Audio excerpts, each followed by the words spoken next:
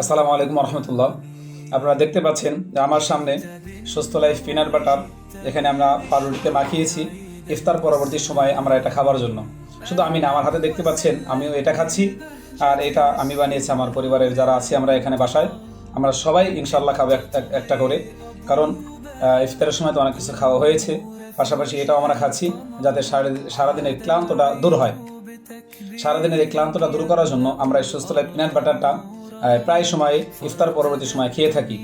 এজন্য দেখেন আমরা পরিবারের সকলেই এরকম মাখিয়ে আমরা সবাই একসাথে খাচ্ছি।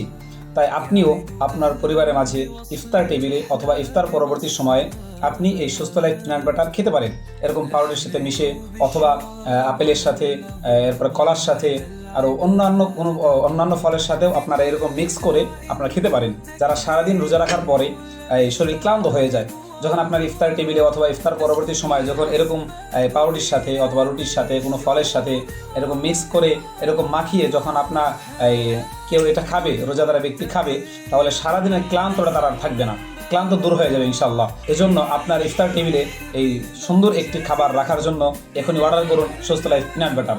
অর্ডার করতে ইনবক্স করুন অথবা স্ক্রিনে দেওয়া ফোন নাম্বারে ফোন করুন। আসসালামু আলাইকুম।